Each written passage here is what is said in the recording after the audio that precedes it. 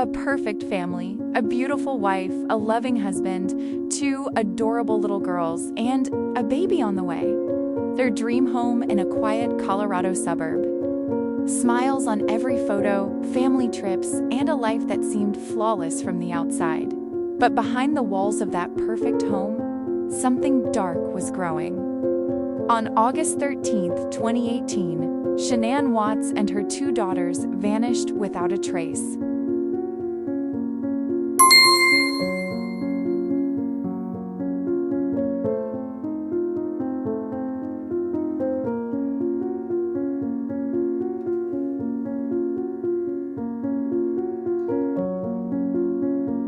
They looked like the perfect American family.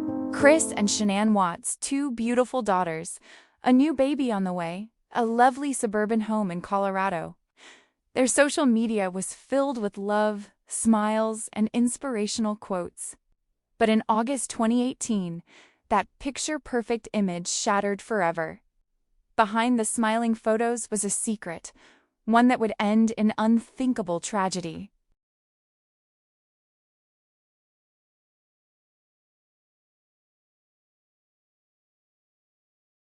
Shanann Catherine Watts was born in 1984 in North Carolina. She was ambitious, confident, and deeply devoted to her family. She worked hard to build a career in sales, and she loved sharing her success online. Her husband, Chris, was quiet and easygoing. He worked as an oil field operator. Together, they seemed like opposites that completed each other.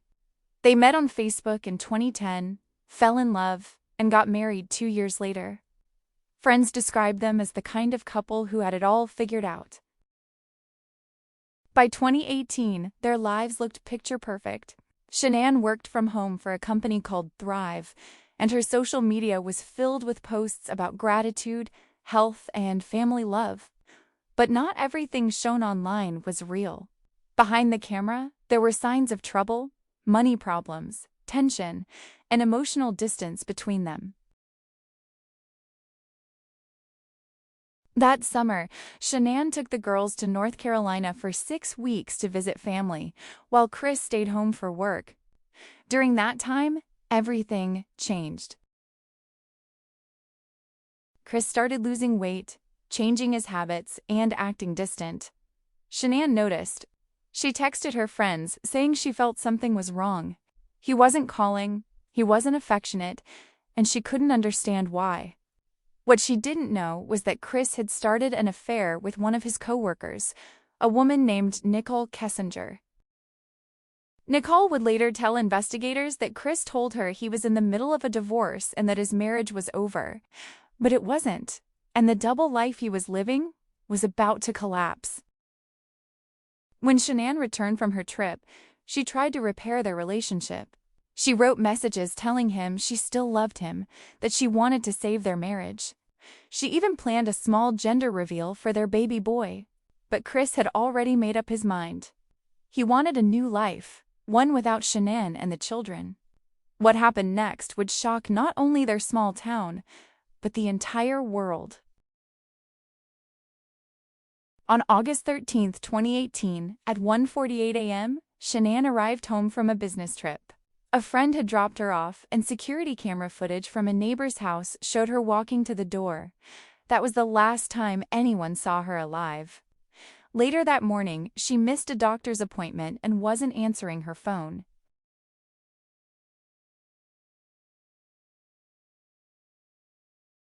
Her friend Nicole Atkinson, worried, went to the Watts home. No one answered the door. Shanann's car was still in the garage. Her purse, keys, and phone were inside. Nicole immediately called the police. 911, what's your emergency? Hi, my name is Nicole Atkinson. I'm calling because my friend, Shanann Watts, she's pregnant and she hasn't answered any of my calls or texts all day. I came to her house. Her car is here, her purse is inside, but she's nowhere to be found. Okay, ma'am, take a deep breath. What's the address of the house?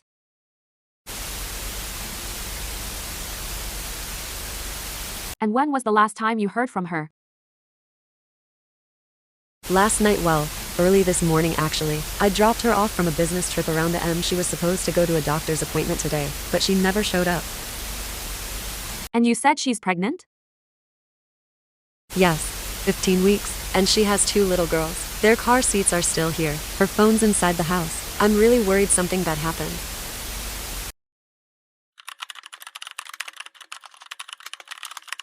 All right, we're sending an officer to the address now. Please stay outside the house and wait for them. Don't try to go inside, okay? Okay, thank you. Please hurry.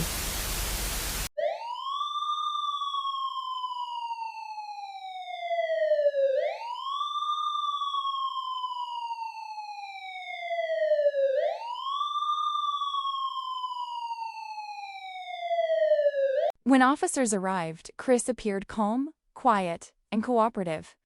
He said Shanann had taken the kids to a friend's house, but something felt off. The neighbor's security footage showed Chris doing something unusual that morning, backing his truck into the garage very early, something he had never done before. And when the neighbor replayed the video, Chris looked nervous, fidgety, and pale. The officer noticed. Everyone did.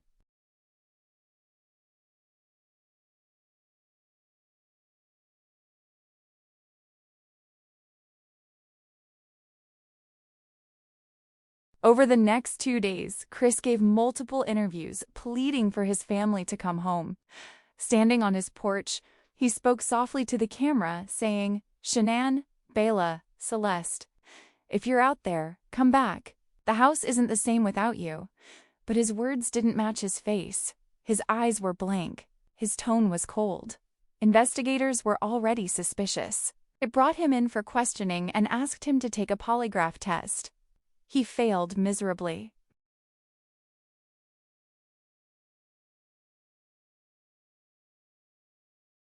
After hours of interrogation, Chris finally confessed to the murders of his wife and daughters. He admitted that he had strangled Shanann in their home and later smothered Bela and Celeste before hiding their bodies at an oil field where he worked. His confession left no doubt. He had destroyed the very family he claimed to love.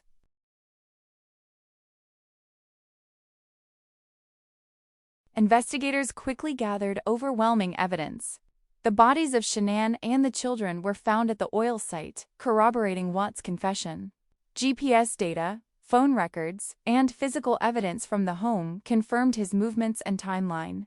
Every piece of evidence pointed to his guilt beyond any reasonable doubt.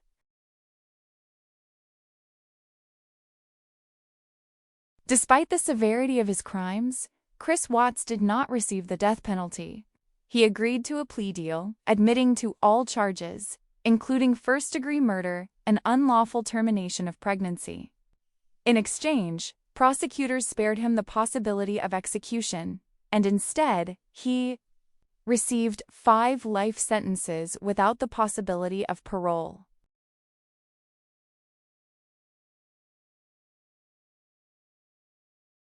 The deal also avoided a lengthy and public trial, sparing the family from further trauma while ensuring that Watts would spend the rest of his life in prison.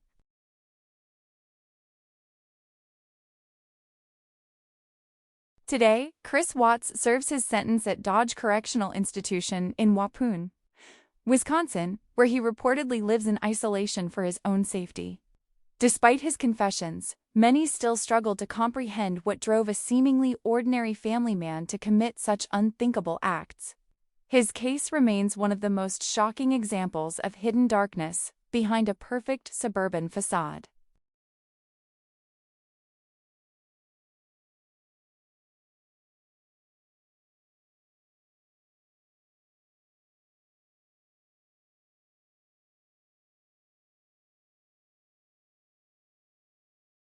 Even after all these years, the story of Chris Watts continues to haunt me.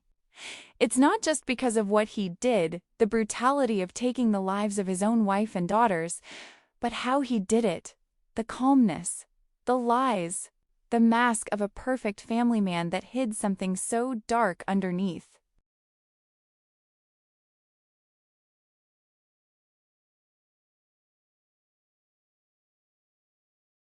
When I first heard about this case, I couldn't wrap my head around it.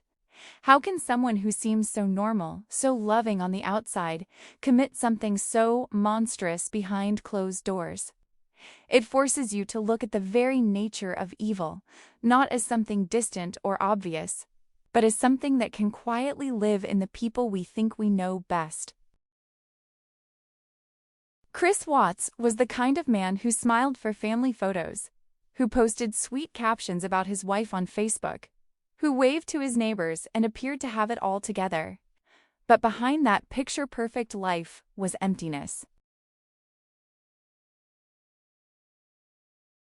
He wanted a different life, a new image, a new love, and instead of taking responsibility, he chose to destroy everything and everyone who stood in his way.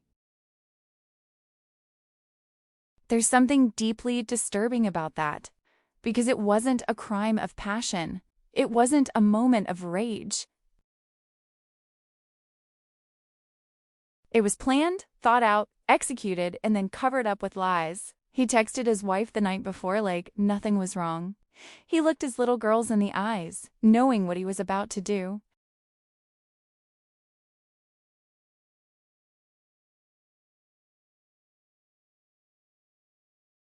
That's not a loss of control. That's cold-blooded calculation. And yet, what makes this case even more horrifying is the way he acted afterward. The interviews, the crocodile tears, standing in front of cameras, begging for his family to come home when he knew they never would. It's almost theatrical, like he believed he could outsmart everyone, even reality itself. But evil always reveals itself. It may hide behind a smile for a while, but eventually, the mask slips. I think that's why this case touches so many people, because it reminds us that monsters don't always look like monsters. Sometimes they look like husbands, fathers, co-workers, people we trust, and it makes us question how well we can ever really know anyone. The tragedy here isn't just the deaths of Shanann, Bella, and Celeste. It's also the betrayal. Shanann believed in him. She loved him. She carried his children. She defended him when others doubted their marriage.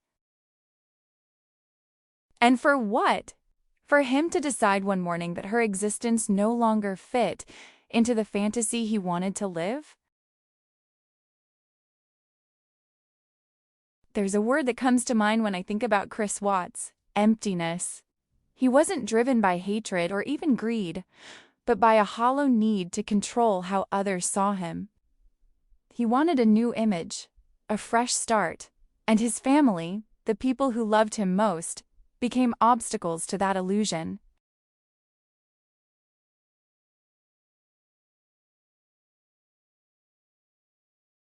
What's even more terrifying is how ordinary he looked.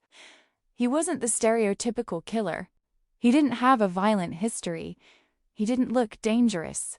And that's why people found it so hard to believe. But sometimes evil wears a friendly face, because that's how it gets close enough to destroy. When he stood in court, emotionless as the charges were read, I couldn't help but wonder, was there any part of him that truly felt remorse? Did he realize the depth of the pain he caused? Or was he simply sad that his new fantasy life was over? Despite everything, I'm relieved he didn't receive the death penalty, not because he deserves mercy, but because he deserves to live with what he did.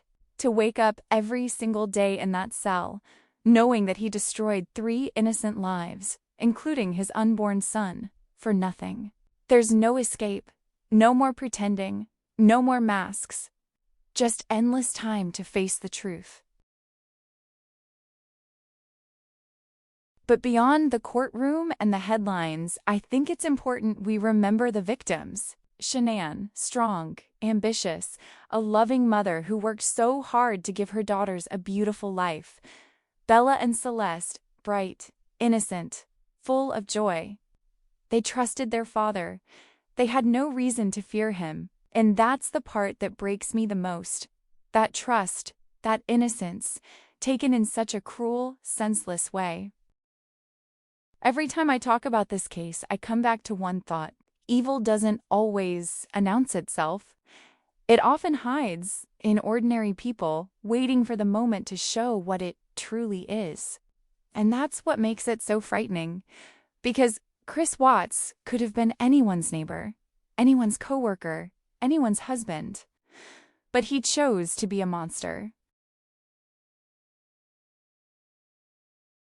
And while we can never undo what happened, we can honor Shanann and her daughters by never forgetting them and by recognizing the signs of manipulation, control, and emotional deceit in our own lives and relationships.